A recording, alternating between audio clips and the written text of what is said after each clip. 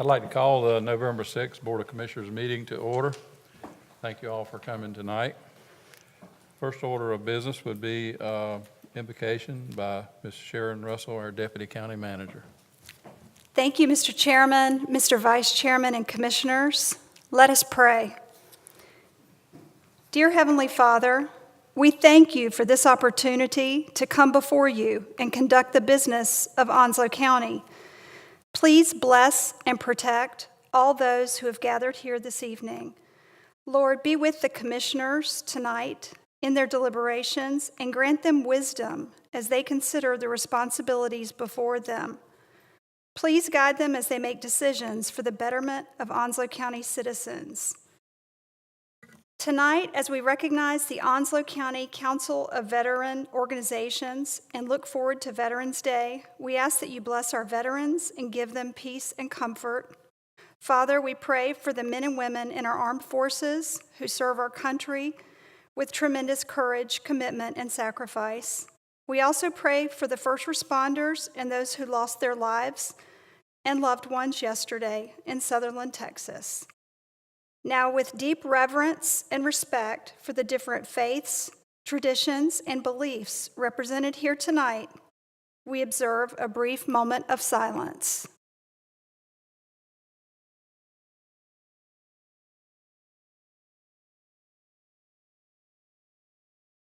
Amen. Thank you. Thank you, Ms. Russell. Ms. Sharon Russell, our Deputy County Manager, will now lead us in the Pledge of Allegiance. I pledge allegiance to the flag of the United States of America and to the republic for which it stands, one nation, under God, indivisible, with liberty and justice for all.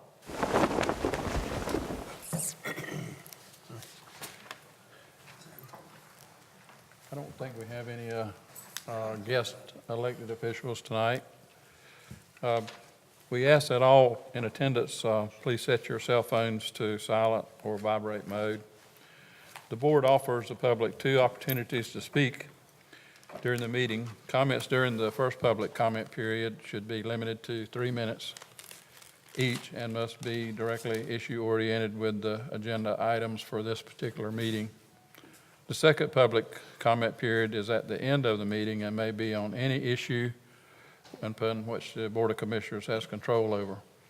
During the second public comment period, citizens can address the board for up to 5 minutes each.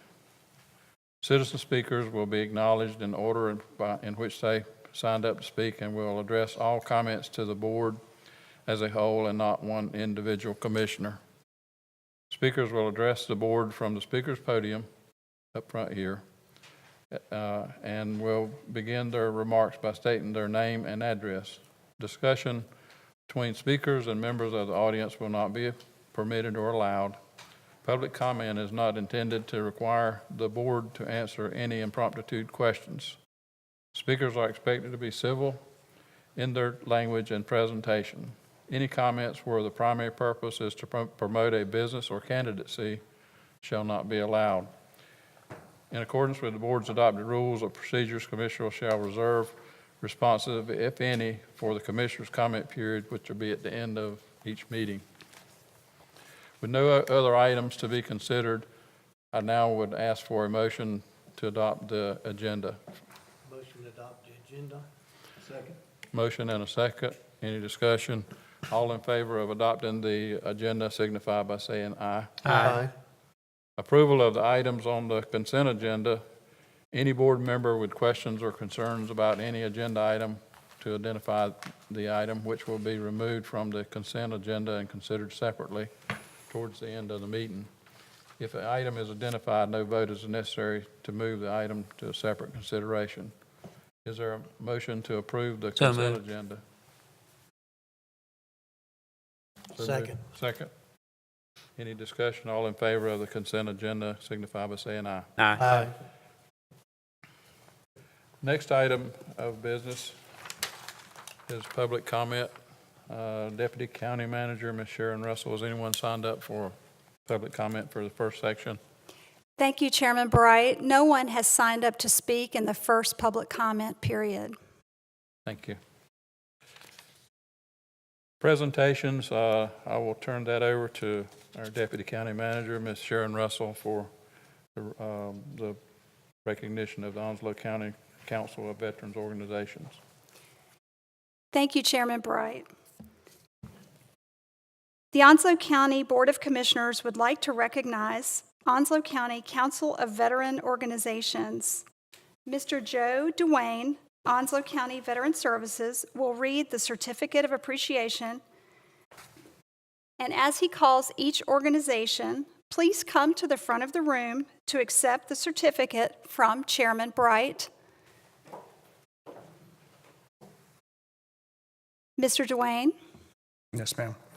Certificate of Appreciation is hereby presented to the American Legion Post 265 Jacksonville for duty, honor, and uncommon valor in service to our community. Presented on the 6th day of November 2017 by Mr. Jack Bright, Chairman, Onslow County Board of Commissioners.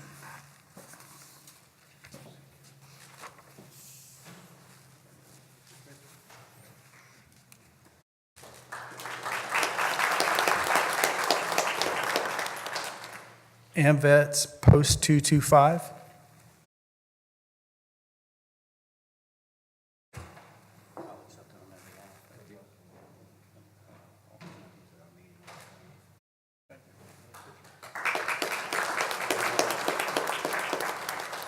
Captain John C. Carr Veterans Resource Center.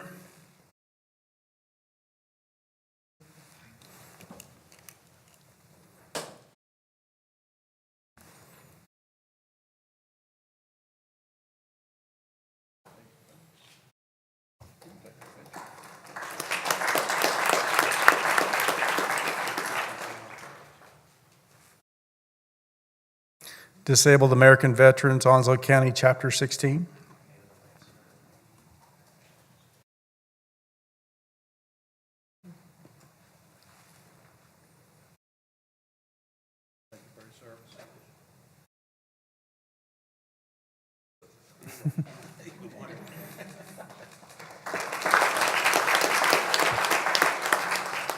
Disabled American Veterans Auxiliary, Onslow County, Chapter 16.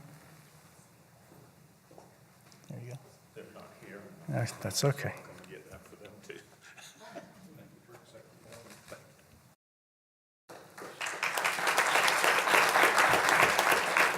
Fleet Reserve Association, branch number 208.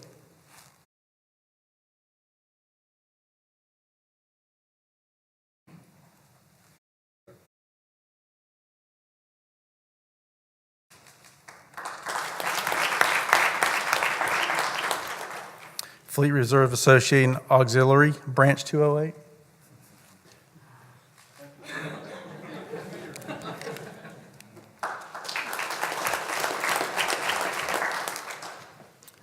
Loyal Escorts of the Green Garter.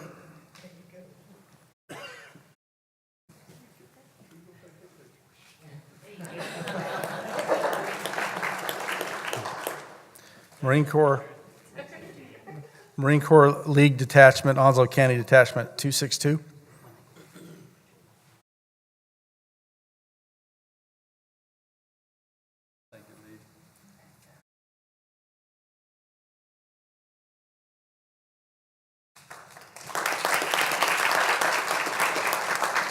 Marine Corps League Auxiliary, Onslow County Detachment 262.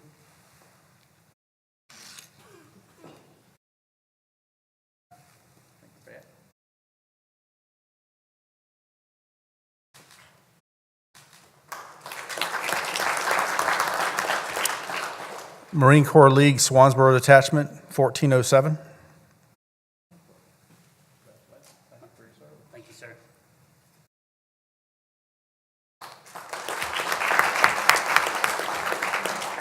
Mickey East Marine Corps Base, Camp Lejeune Military Retiree Counselor.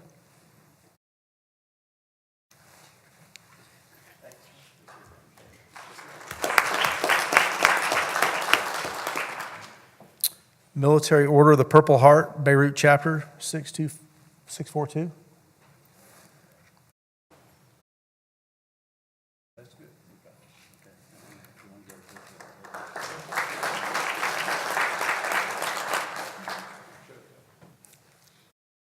Munford Point Marine Association, Chapter 10.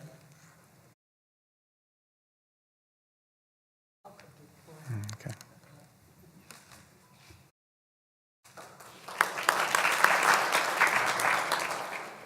Marine Point Marine Association, Chapter 10, Ladies Auxiliary.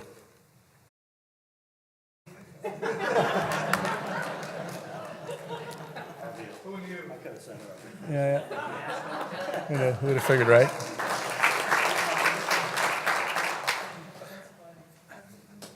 NAB Vets, Marine Chapter 0054. NAB Vets. Just want you to stay up there, Paul.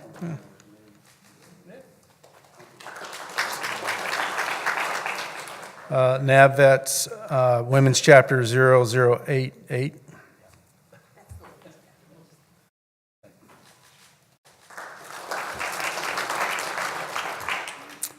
NAB Vets 0069.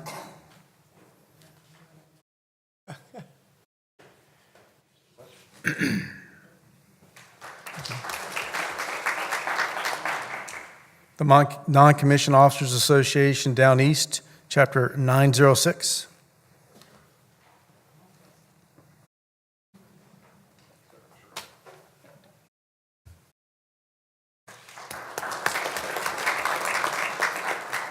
NC Works Career Center.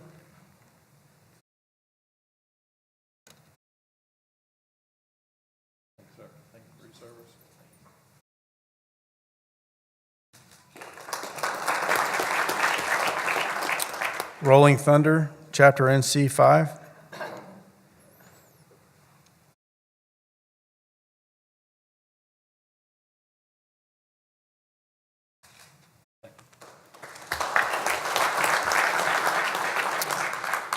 Veterans of Foreign Wars, Post 9133.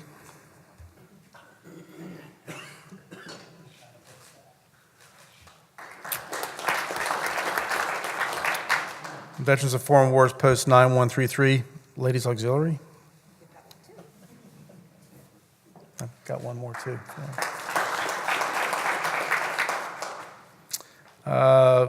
Veterans of Foreign Wars, Post 9133, Mock Auxiliary.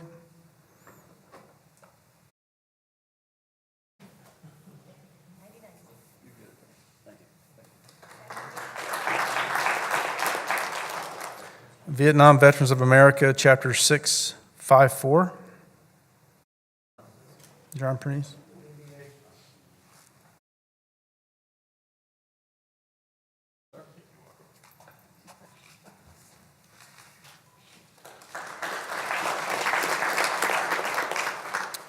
And the Women Marines Association, NC1, Tar Heel Chapter.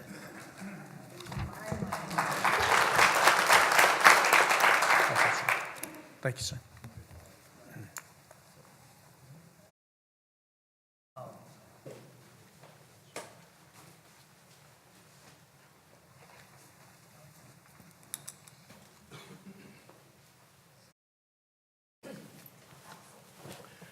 Thank you, and congratulations all the veterans group that came tonight. And I couldn't say any more without mentioning two of our board members that's also veterans and what they do, Mr. Paul Buchanan and Mr. Robin Knapp. Both of them are veterans and serve their country, and now they're still serving their community. So thank you, gentlemen. Thank you, veterans.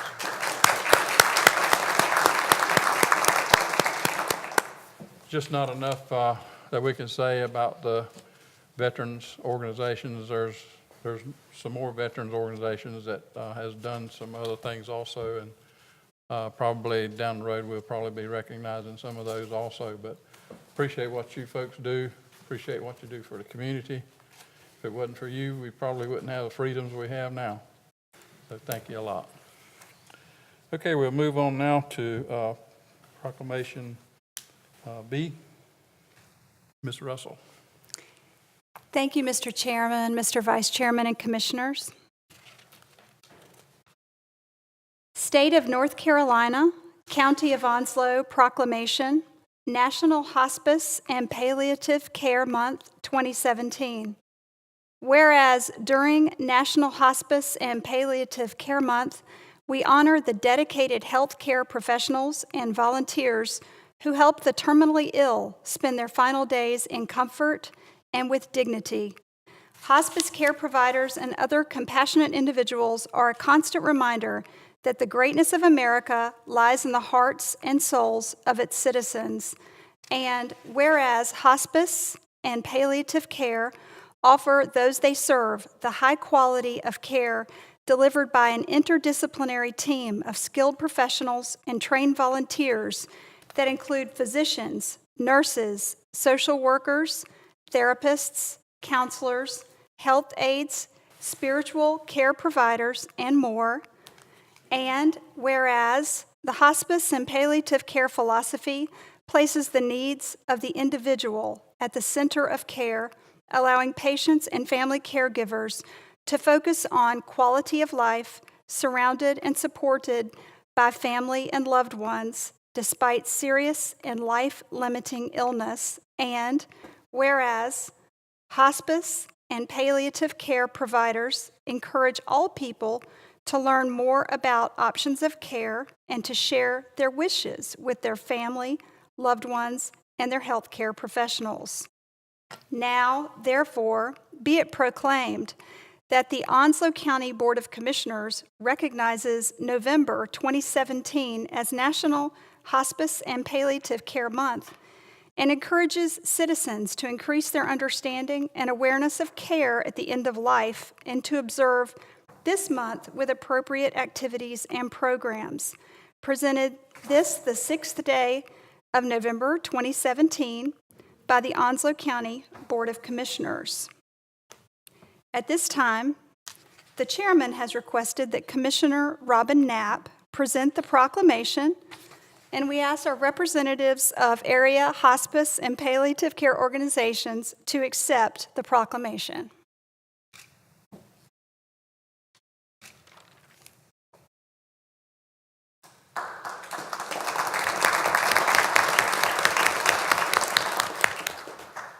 It's an honor to accept this proclamation for Onslow County Hospice Services, which allows families to stay together and adds greater health, dignity, and comfort to our community. I'd also like to take this opportunity to thank our commissioners for the tremendous amount of support that we receive from them in our efforts. I'd also like to acknowledge the other hospices that service our community. They are Onslow County Home Health and Hospice, Community Home Care and Hospice, Continuum Home Care and Hospice, 3HC, Lower Cape Fear Hospice, Pruitt, and Vidant. Thank you all for the services you provide to our community.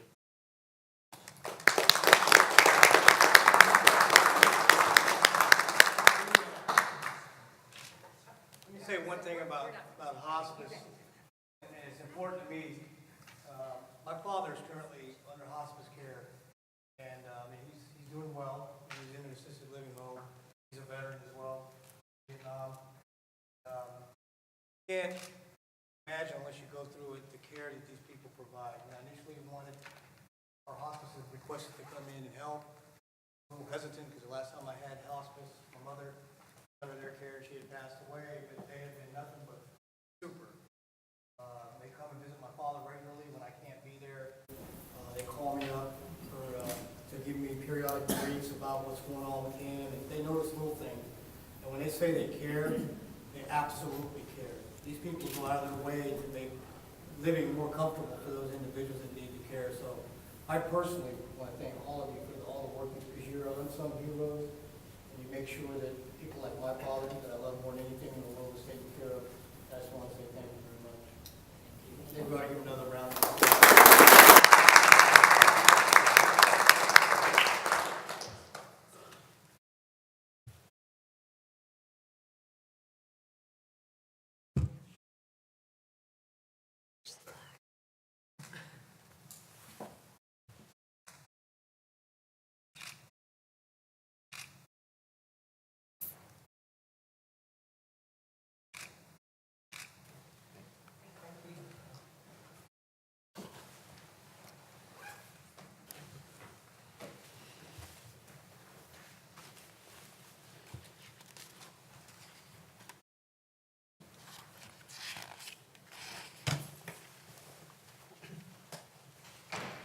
Our next item is item 5, public hearing, and I'll turn that over to our Deputy County Manager, Ms. Sharon Russell, for the public hearing.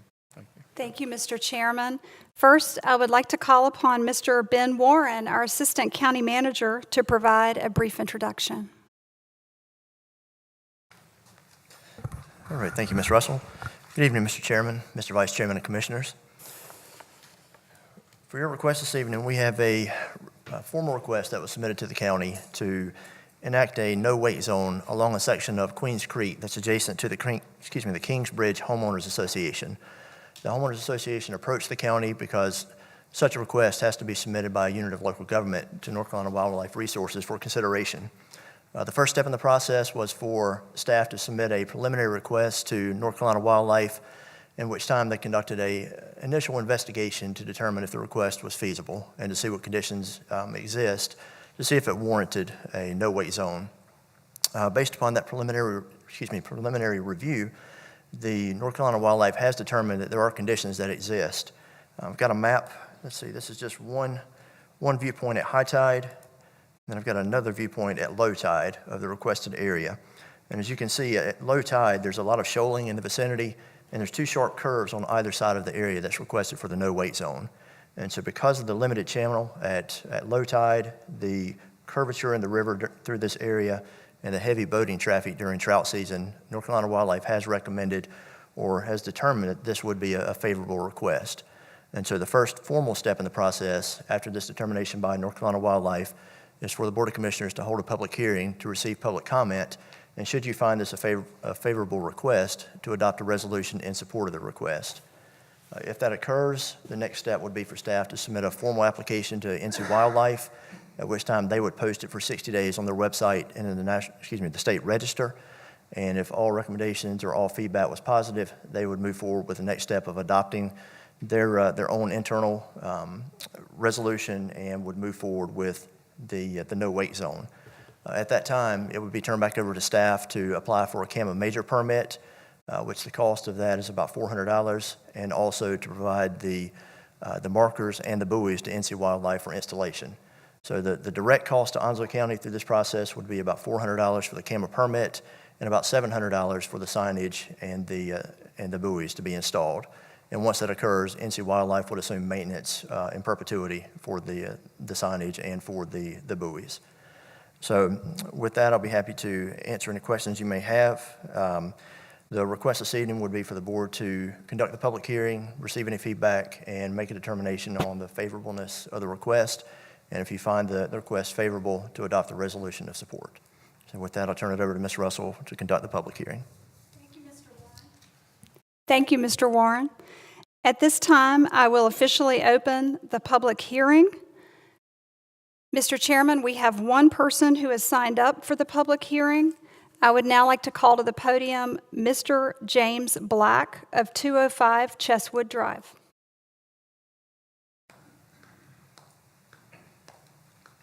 Good evening, gentlemen.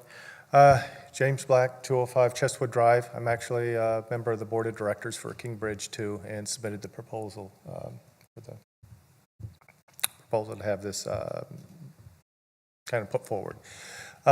One thing that I did want to add, as you see on the shoaling there, we're also in the process of rebuilding our deck and ramp area that's right along that bend area. And if boats come down through there at a high rate of speed, if anybody is launching, or we have a lot of kayakers, folks with canoes, small boats that also put in our development, there leaves very little room for those boats to get through there at high rates of speed. So, all public ramps have at least a 50-yard, I think, no-wake zone throughout all of our area. Just requesting that we get that same thing put in place. Thank you. No other citizens have signed up, but at this time I will make a call to the audience. Would anyone else like to speak during this public hearing session? Seeing none, at this time I formally close this public hearing. Chairman Bright and Commissioners, at this time item 5A, establishment of a no-wake zone, is available for Commissioner discussion. Motion to approve. Second. Motion and a second. Any discussion, any questions for Mr. Warren or staff? I guess, Ben, if you could maybe come back up, I just got a quick question about will the wildlife resources or wildlife officers enforce this if it's enacted? Yes, sir, they would. So they wouldn't be calling us. We don't have any resources to do that. No, sir. Once we provide the buoy and the signage, they would take it from there, and they would be responsible for maintenance and enforcement. And they're going to maintain the signs also after we initially put them up, or Yes, sir. did we put them up, or? My understanding is they would put them up. I know we've assisted in the past with some of the signage in other locations, but my understanding is this would be their responsibility once we make the initial purchase and turn that over. Have we had any calls of opposition to this or anybody concerned about the no-wake zone? No, sir, we have not. It's been pretty much well in the paper, but that we're having a public hearing about it. So how about the gentleman that came up and spoke? Does all your neighbors and folks, they all of them have all on the same page with this, or? Yes, we've had nobody respond negatively to any of the publications that we put out to the homeowners association.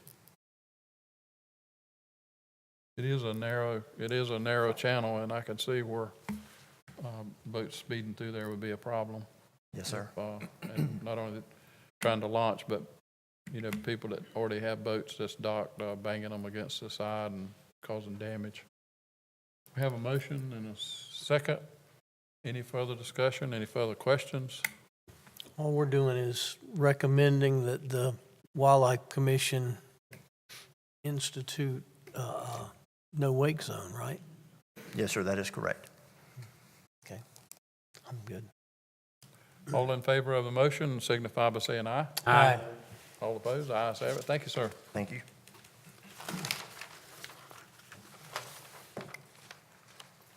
Next up is Ms. Russell with, I guess we'll be calling Harry Smith up. Yes, thank you, Mr. Chairman. First, we will recognize Mr. Harry Smith, Tax Administrator, to provide a brief introduction prior to the public hearing. Thank you, Ms. Russell. Good evening, Mr. Chairman, Mr. Vice Chairman, and Commissioners. Tonight we're going to talk about reevaluation, and of course when we're mentioning property reevaluation, we're discussing the systematic mass appraisal of all real estate parcels in the county with the object to create a fair and equitable tax base for our citizens. The reason we conduct reevaluations is obviously they're required by North Carolina general statutes. All 100 counties are required to periodically revalue all real property, and the goal for doing this process is to create a more fair and equitable tax burden, distribution of the tax burden for our citizens. There are several statutory requirements that we'll go through. North Carolina General Statute 105-283 states that all property, which would be real property and personal property, should be appraised at its true value in money. Basically what this is saying that North Carolina is a market value state. Some states have different ratios of assessment to market value, but North Carolina is a market value state. Another statute that pertains to this is 105-284, which is Uniform Assessment Standard, which is basically deals more with public service companies. In the past, values would increase over time, and there was a provision in the statutes to equalize those values on the 4th and 7th years, but this really isn't applicable to us since we do revaluations every 4 years. Getting more into the reappraisal cycle, North Carolina General Statute 105-286 set up the octennial cycle, which we functioned under this for a number of years, which requires each county to do a revaluation at least every 8 years. But this statute also allows counties to reappraise more frequently. And by resolution of a previous Board of Commissioners, Onslow County currently conducts revaluations on a 4-year cycle. As we mentioned, revaluation is designed to improve fairness and equity. When we look at our real estate market, we recognize that over a period of time, our real estate values change at different rates, and this causes inequities in the tax base. When we look back over our past several revaluation cycles, we'll see that sometimes there were very large increases in properties, and what happens in a case like that is properties which haven't increased as much as those properties are carrying a larger portion of the tax burden, And in some instances, properties have decreased and they're locked into the higher value until we do another revaluation. So the revaluation process basically adjusts everybody back to market value at a certain point in time, once again to create equity and a fair distribution of the tax burden for our citizens. The revaluation is an ongoing process for us since we're a 4-year cycle. Our appraisers are constantly reviewing and verifying property characteristics. Also, an important part of the process is collecting and verifying and analyzing sales data. And all this data is used to compile what we're talking about tonight is basically the schedule of values. And that's our rules and standards and the rates that will be applied to these property characteristics to calculate the new assessed values.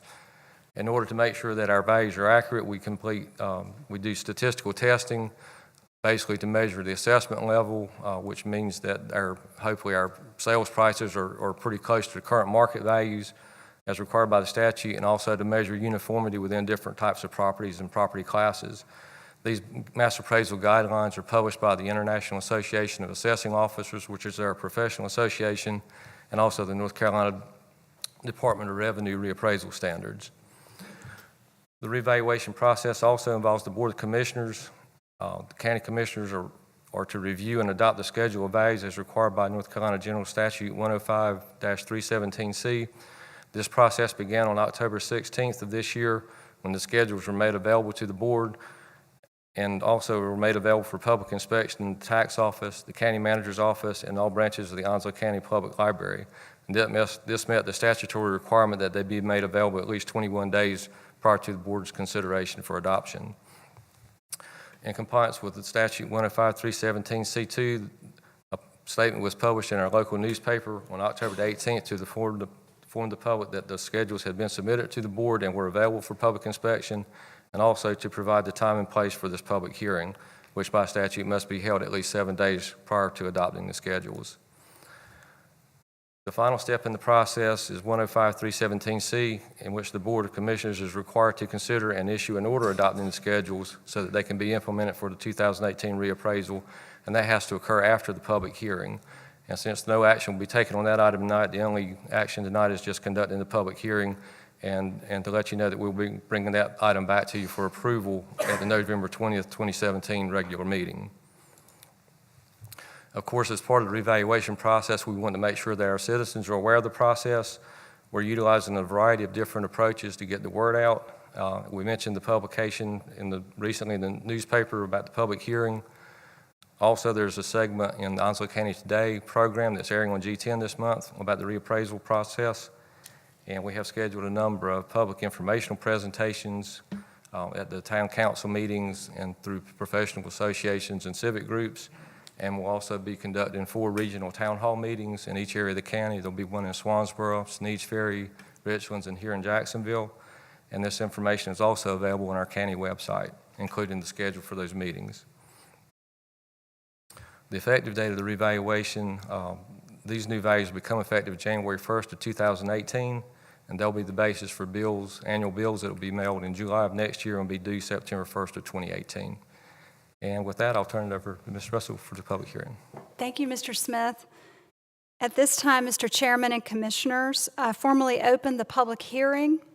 Although we had no one sign up, you may step forward and speak during this public hearing session. Is there anyone in the audience who would like to speak? Seeing none, I now formally close this public hearing. At this time, Chairman Bright and Commissioners, this item 5B, 2018 revaluation, is available for Commissioner discussion. Thank you, Ms. Russell. Harry, you sent out an email. You sent it out a couple of times, but will you just name off the town hall meetings where you're going to be going and meeting with the different municipalities and organizations, and all you have to do is just give the location and the date and Okay, as time, far as if you- just if the you town would, hall so- meetings, sure. So yeah. folks that's listening that didn't get that memo or didn't see it can actually participate and go and ask you questions and find out about the process. Yes, sir. The town hall meeting scheduled for Swansboro will occur on November the 27th, and that will be at 6:30 p.m. at Swansboro Town Hall. We have scheduled a town hall meeting at the Sneads Ferry Library that's scheduled for January the 8th of 2018 at 6 p.m., and that'll be at the Sneedsbury Library. We'll be having a town hall meeting here at the Onslow County Government Center, which is scheduled for January the 11th of 2018 at 6 p.m. And at Richland's Town Hall, we'll be meeting there on January the 16th at 6:30 p.m. Thank you. I hope that we can get the word out to folks that's got questions about the process and actually hear it from you and find out the process, the procedures, and the values, and find out how to, if they're not satisfied with an appraisal, they can appeal it and find out what that process is. They just don't need to wait till after the deadline. Right, that's to correct. do that, and that becomes problematic. But we just try to communicate. I mean, the last meeting we had where we talked about the ETJs, it got really confusing with a lot of people that showed up and thought it was a annexation process because they just wasn't information that was available to. Not that we needed to do anymore. I think we've done everything required by statute. But the town hall meetings, I think, is a good idea, and I want to let people know that ETJ stuff has nothing to do with the tax rate, although it may be some adjustments, but I don't want them to think because we changed the ETJ from city to the county that that's going to have an impact on the tax rate. It has nothing to do with that. But a lot of people, they don't understand or don't get the right information, or sometimes a rumor mill starts, and then we got people up here that's speaking and not really knowing what the process is. So, thank you. Any further questions for? Yes. When will you mail the new values, the notice of value? We don't have an exact mailing date yet. We anticipate mailing them towards the end of January. So after the public meetings? Yes, sir. Okay. The reason for having, I think he did a good job explaining it, but the reason for having the revaluation, we're required to have it every 8 years by statute, but the reason we have it every 4 years is because there's so many drastic changes in values from 8 years, and when people get their new tax bill in an 8-year time span, it's just, I think I mentioned this before, I call it, there's probably a dozen names for it, but I call it sticker shock, and then people, their values has gone up or gone down, and believe it or not, we've had a lot of people call and really get concerned because their values went down and their tax rate went down because they're trying to sell their house, and sometimes it sells for less than what they actually paid for it or what they owe on it, and that's when it becomes problematic. So that's one reason for having a reval every 4 years versus every 8 years. Any further? Any further from any other board members? All in favor of the motion signify by saying aye. Jack, I don't believe we did a motion. Oh, we didn't? No. I thought y'all did a No, motion. Motion to. So moved. Have the, have this, Second. motion to say it. All in favor signify by saying aye. Aye. Aye. I was about to get it approved without that, wasn't it? 6 is general items. Mr. Norman Bryson, our Public Emergency Service Director. Good evening, Chairman, Vice Chair, and Commissioners. This evening we have a memorandum of understanding with FEMA regarding the use of the Integrated Public Alerting and Warning System, otherwise known as IPAWS. IPAWS is a national system that integrates the emergency alert system, NOAA weather radios, Phase 2 cell phone technology, as well as some social media technologies to be able to send alerting around our entire community. Onslow County already does have an MOU in place with FEMA regarding the use of this product. However, we need to upgrade our MOU for when we switched over to using a code red, otherwise known as Alert Onslow, as one of our own internal alerting systems.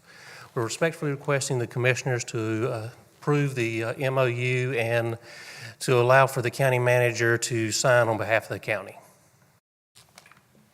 Motion to approve. Yeah, motion? Second motion. Motion and a second. Any discussion? All in favor signify by saying aye. Aye. Aye. Got that one, didn't I? Miss Angela Lee has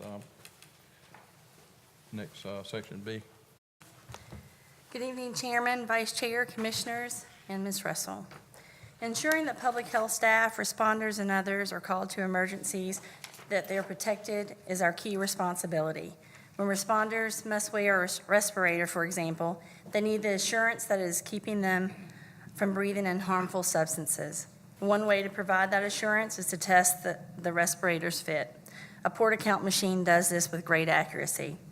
North Carolina's Domestic Preparedness Region 3, a consortium of responder agencies across a 10-county region, has committed to funding PortaCount machines for health departments in its jurisdiction.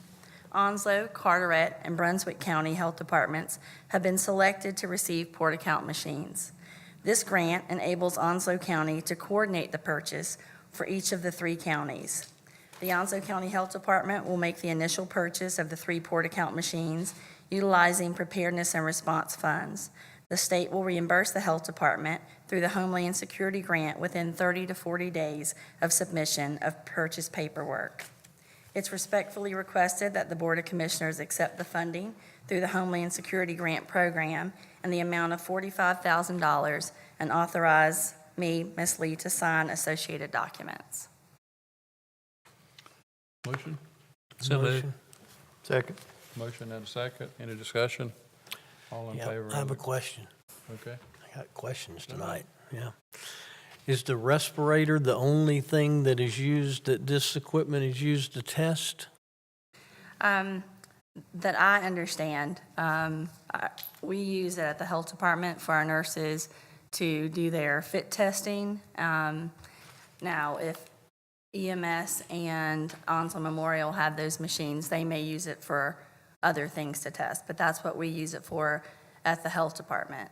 And we will be allowing, if the sheriff's department perhaps wanted to use it, I do know they would be able to use it for their fit testing. If it tests for something else, people are able to utilize it for that, but that's what we would be utilizing it for.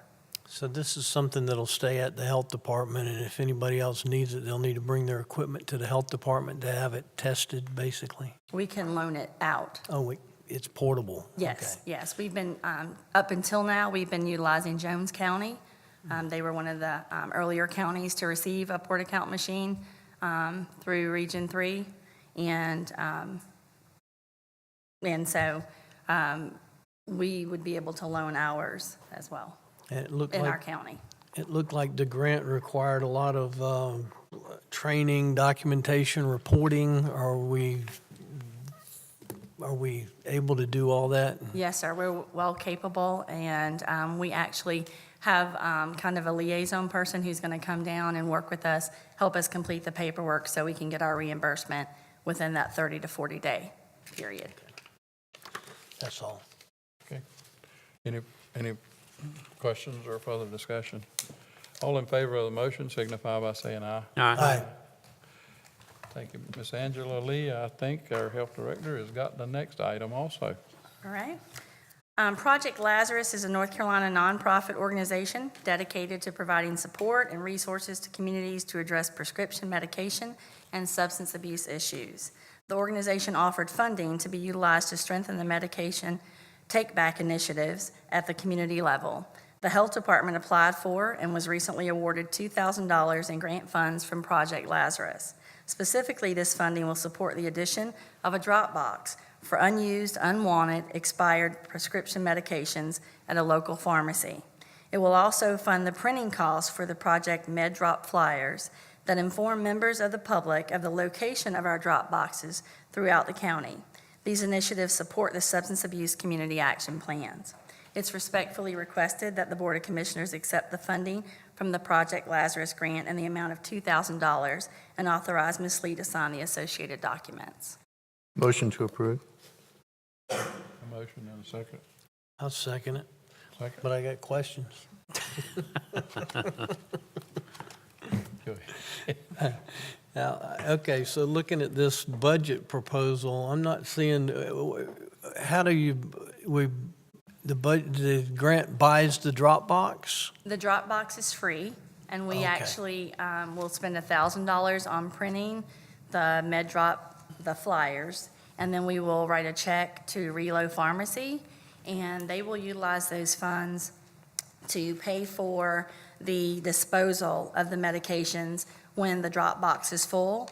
Okay. And that way they can utilize that monies as the drop box becomes full. Okay, so they'll maintain it, they'll empty it, Yes, sir. there's only one here involved in this grant, one drop box? One drop box that will go Okay, into the pharmacy. that's all. Any further? Got a motion and a second. All in favor, signify by saying aye. Aye. Thank you, Ms. Lee. Angela, I think you have the next one also. Okay. The North Carolina General Assembly increased funding for the Community Health Grant programs in the 2018 state fiscal budget. The Office of Rural Health is offering a one-time grant that covers 10 months with the option to extend. The purpose is to assure access to preventive care for vulnerable, underserved, and medically indigent patients in the state of North Carolina. The additional funding will add to the screening services already provided, and it will also open access to services for those who are underinsured or uninsured. The funding award of $90,000 will allow Health Department to provide enhanced support services to families in 3 priority areas: hemoglobin A1C, poor control, body mass index screenings and follow-up, and tobacco use and screenings. There are no matching funds required for this. It's respectfully requested that the Board of Commissioners accept the additional funding through the Office of Rural Health in the amount of $90,000 and authorize Ms. Lee to sign associated documents. Motion to approve. So moved. Motion, Second. second, and a second. Any discussion? Any questions, Royce? This is a continuation of a program that's already in place? We are actually providing these services, and that's one of the reasons why we applied for this grant, because we could receive money for doing things that we were already doing. If we increased our numbers, we could just pull in additional funding. That's good. Angela, there's no matching funds at all, right? No, sir. Yeah, that's perfect. And the idea being that it saves us in the long run because you kind of get these people before they get the problem, right, of diabetes or high blood pressure or obesity that leads to other things. Yes, sir. And in some cases, we're actually able to cover patients that we weren't able to cover who have situations that when they come in, their Medicaid doesn't cover that, but under this grant, we're able to assist them. I don't mean to put you on the spot, but how many additional patients do you think this might help out? Well, What we're doing already? well, we know that in September, we could have had 54 patients that would have qualified, so that would have been $5,400 that we, once, if you approve this tonight, we can go back and request. So that would have been $5,400. So we know that that will hopefully increase each month. So that would have been just $5,400 for doing what we did already. Okay, thank you. All in, we have a motion? and Yeah. Second. All in favor of the motion signify by saying aye. Aye. Thank you. Thank you, Ms. Lee. Consent agenda, item 7, we didn't have anything that we taken, removed from the consent agenda. We up to public comment section now on item number 8. Ms. Russell, do we have anybody signed up? Thank you, Mr. Chairman and Commissioners. We do not have anyone signed up for our second public comment session tonight. Okay, now we'll move on to item 9, manager's comment. Got any words of wisdom for us? I don't know if they're words of wisdom, but I definitely would like to thank again our veterans groups and the hospice providers who came tonight to our meeting. And also wanted to thank the law enforcement agencies and the school system officials and the 100 students that we had here Friday who participated in our law enforcement forum. And all of our commissioners were able to be part of that at some point during the day. And I thought that was a fantastic event. And thank you for allowing me to participate tonight in the meeting. This was fun. Thank you. We'll move on now to commissioner comments. Commissioner Buchanan. Thank you. Need to thank Ms. Russell and Morgan. The two of them worked so hard Friday to put that all together. And I sat with the Swansboro High School students, and it was enlightening to me, and it was enlightening to them. But I think what's really enlightening is when we all went in and watched Robin Knapp at his best. He's over there. It was just interesting to watch the interaction with Mr. Knapp and with the students and with all the participants, the police officers and all, but you brought a lot to light. I mean, it even brought a lot to light to me to watch the interaction from our students, and the same thing with the commissioners that were working back and forth. And it was just amazing. And I think the young people went away with a different outlook on law enforcement than, because right now we're trying to win the citizens back, and like Commissioner Knapp and I have talked about, and Commissioner Bright, there's only 1% bad apples out there. A lot of people want to say there's 10%, is not. And it's probably less than 1% that we have, but we just have to win back the citizens, and we can do that, even through the commissioner side of the house. And the other thing, I want to thank the veterans for being here. You're a big part of me. You have been over the years. One of the things I want to say is, well, thank you for hearing all of our Vietnam veterans, our women and the men that served in Vietnam, welcome home. It means a lot to me, and I always get choked up every time I think about it, because it's a long time coming for us, those of us Vietnam veterans, and I'm one of those. It took a long time for the citizens to recognize us, and I always bring this up every time we talk about it, but it's come a long way, gentlemen and ladies, and I want to thank you for your service, and thank you for what you've done, and thank you for what you do for us. I'm done. Commissioner Price? Thank you, Mr. Chairman. Several events have gone on over the last couple of weeks. Of course, we broke ground on the Regional Skills Center right down the road here, and it was a very nice event. We had Minority Enterprise or Entrepreneurs Week or month rather, and congratulations to Ms. Katrina Carrington, Minority Business Person of the Year, and Diana Barnes, Minority Business Advocate of the Year. We had a ribbon cutting at behavioral for a self-screening kiosk at Consolidated Human Services, and this will aid in providing care to those mental health issues, and also kind of ties in well with the efforts against the opioid problem as well. So those people, they can take a self-diagnosis or not self-diagnosis, but a self-evaluation, and then talk to someone online and get a referral to who they need to talk to next, where they need to go next. And so that was great. So that was a kiosk, and it's on the internet as well, I believe, as well. We had a meeting with our Board of Education last week, and we're informed about some challenges that are due to growth and also some unintended consequences as a result of legislation passed by the state legislature. Through intended that were good they had good intentions. They had good intentions in mind by lowering the class size.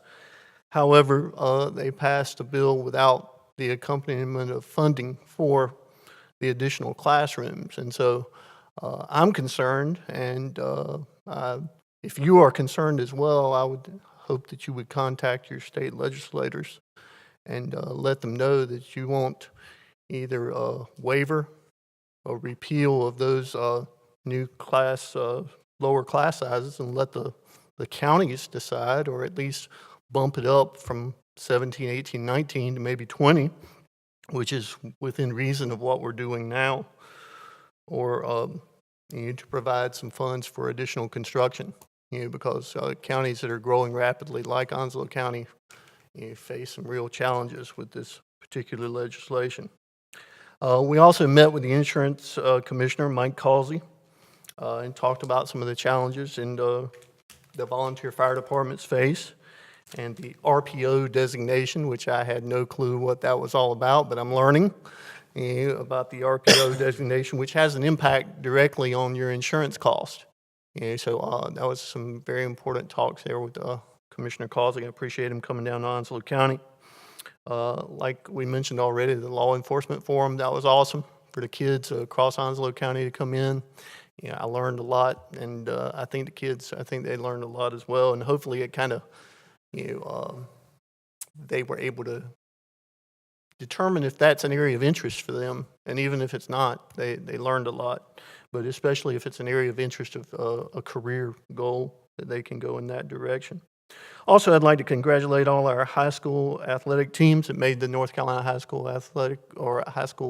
playoffs or for cross-country, the regional meets, and all of those teams, be it soccer, football, volleyball, and I'm probably going to miss somebody along the way, but congratulations to those folks, and thank you to the veterans organizations and to all our hospice providers who are here this evening as well.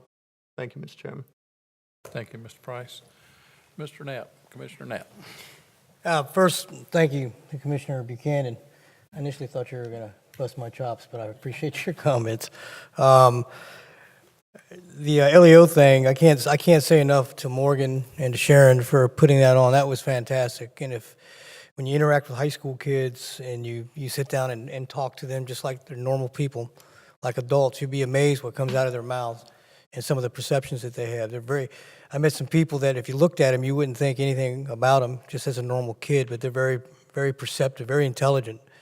And it was a fun time. I had a blast, and I enjoyed teaching kids and talking to kids about law enforcement stuff. So it was well received. I applaud you guys for doing a fantastic job. I mean, it was a lot of fun. The other thing is the hospice people were here, and I can't stress them enough. Hospice absolutely plays a big part of my life, obviously, because of my father and my mother. And I want you all to keep in mind that, it is Hospice Month, that we're making a proclamation, but don't take hospice lightly. They're not there just for doom and gloom. They're there to help families. They're there to help other people that need the required treatment. And it's really refreshing when you get a call from a nurse or a caretaker that's just calling me to check in and tell me that, they visited with my father. He's doing great. He asked if he gets this or that, and because I try to visit with him as much as I can. But it's good to have that safety net with these individuals that generally care and kind of make the transition easy, because it's tough when your parents get older, and it's a process that we all have to go through. But I want to thank them too, because they are the unsung heroes, truly. And to the vets, what can I say, Paul? Good to see you out there. Let me tell you something about the vets. The proudest day of my life was April 30th, 1983, when I raised my right hand and took my oath. Okay, and that oath still stays true today. I got out of the service after 4 years, went into law enforcement, took another oath. So I have 2 oaths. Being a vet is, like Mr. Commissioner Buchanan said, is a part of us forever. It's something that never goes away. It is us. It is who we are. And I can't say enough to you guys out there right now. Many of you I've ridden with during rallies and recently at the Veterans Day Parade. You can't understand when you see all these American flags, all these bikers, all these military people, everybody, the commissioners in their cars, everybody with an American flag. I can't begin to explain the patriotism that you feel to see the public support these people. But I have to tell you, I've been all around the world, and this is probably the best veteran-organized community that I've ever seen. So many units that are here, organizations working together. They take it seriously. And, there's an old saying, I know the Marines say once a Marine, always a Marine, but the same thing goes with vets. Once a vet, always a vet. And I'm very proud of you. I salute you guys tremendously. And I really thank you personally for everything that you guys do. And Rolling Thunder, I'll give them a big shout out. These guys go above and beyond. They go to D.C., they go everywhere. They escort funeral processions, whatever. It's an honor to know you guys because you're honorable for what you do, and I'm very proud of you, and I'm glad to call you a brother, sister, and a friend. So God bless all of you for what you do. And the last thing I will say for Mr. Price, it took a lot for me to pull for North Carolina State this weekend, so I'm disappointed they lost, Sharon.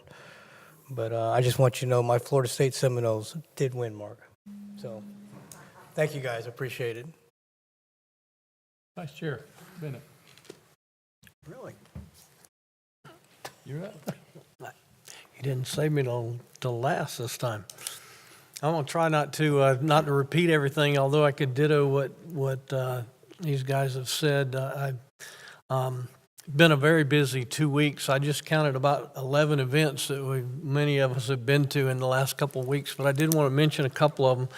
The Beirut Memorial on Monday was amazing. It was a difficult time. I remember I was in Morehead City at that time, but I remember the devastating impact of the Beirut bombing, and we appreciate everybody who served and was involved in the ceremony. Minority Business Week was a great time. We finished off the week on Saturday with an addition to the Heritage Trail in Belgrade. I think sometimes Belgrade doesn't get enough attention because they're way out there on the other end of the county, and it's nice to know we're able to give them a little bit of recognition for what they're doing in Belgrade. Monday night we attended. I know Commissioner Knapp and I attended a suicide prevention vigil at the Recreation Center. Of course, it was Suicide Prevention Month, and we were remembering that scourge that we have here in Onslow County. That's has a lot of our military veterans are plagued by that. So it's something we need to work on remembering. And finally, I'm going to talk about the Voiceless Banquet that was Thursday night and Friday night for the Onslow Pregnancy Resource Center. Pregnancy Resource Center helps women with unexpected pregnancies, and they do a great work in Onslow County. So we want to thank them for all of their work, and I'll end with that. Y'all have a good night. Thank you, Vice Chair. Thank you all for coming tonight. Gotta get Commissioner Buchanan. You didn't talk, did you? Yeah, I did. He was the same place. I went first. I went first. He was the same place I was, and I forgot we hadn't had a motion yet. Oh, my God, we're doing so well. Yeah, we're doing good. Oh, well. Thank you all for coming tonight. Thank you, veterans, and congratulations for what you do. I can't say enough to say how much we appreciate what you do for the county and for serving the country. Our thoughts, hearts, and prayers go out to the folks that were killed in New York this past week with the terrorist attack. Also, the Texas church shooting, which was yesterday. And if you've seen the news, you've seen those folks on that news release, the people that were around saying, we didn't never think it could happen here. It was just a small community, 600 and some people in that town, and here we have a mass shooting in a place of worship. I even talked about the same thing at Sunday school class Sunday in my Sunday school class. Little did I know that that was going on in another church not too far away down south. So my heart and prayers goes out with the family of those people that died in that attack in New York and also in the Texas church shooting. We did have a meeting with the school board. Mark was mentioned in that last week. And we talked about funding formula, and we talked about the growth of students and the impact with that growth. We have as much as 316 students a year, 316 students this year, 350 last year. That equates to another elementary school, and we're mandated by law, the commissioners, to fund school buildings and maintenance. So we are looking at that really strong and hard and trying to figure out the way to address that. Maybe the state will change that rule to keep the classroom size from being reduced to 18 students. If they could bump it up, like Commissioner Price said, about maybe 20 or 21, which is what we have now, we'd be okay, and we could put off building extra schools until we can get the funding to do that. We just built Dixon Middle School, which is 1,000 students. We're just in the process of building Richlands Elementary, which is was supposed to be 1,000 schools, but because of that law, it says now we can't put but 800 and some students in that school, which puts us at another handicap because Richlands is growing by leaps and bounds. Sneed's Ferry is growing by leaps and bounds, and Swansboro and that area is growing. I don't know where the people are coming from, but we're actually getting more population here, and I don't know if it's in relation to the military or in relation to the just other people coming. There's going to be a public hearing at Onwassa. I'd like for all of you to attend. It's going to be November. I don't have that date, but it'll be publicized. But what what that public hearing, that we're going to have two, but the main one that you probably need to attend and have input on is that they're coming out with a plan for people that's 70 years old or older that can't afford, some people cannot afford, elderly that cannot afford to get a water meter, which is right around $3,500 just for a water meter. They can't afford it, and they're drinking water out of a well that maybe is not sanitary. So what the plan is to allow those people that meets the criteria to get a water meter and just pay monthly payments for up to 5 years so they can get good quality water. So I think that would be a good thing for people to attend and support that, because I think it's a good thing. I don't have this, sometime this month, I don't have that date right off the bat. Other than that, thank you all for coming tonight and putting up with us and seeing what we do as your county government. Hope everything works out well. We got Veterans Day coming up Saturday. Congratulations on celebrating their Veterans Day, and I think if you pick up the paper, you'll see many ceremonies recognizing the veterans as Veterans Day, and what a glorious time that is. And like Paul said, the memorial out there, all of the memorials at the Memorial Garden is just beautiful. There's Beirut, Vietnam, Mumford Point, 9/11. Those memorials are really breathtaking, and I go by there a lot, and I never go by there when there's not 10, 15, 20 cars out there in a regular day. Thank you for coming. Entertain a motion to adjourn. Second. All in favor? Aye. We adjourn.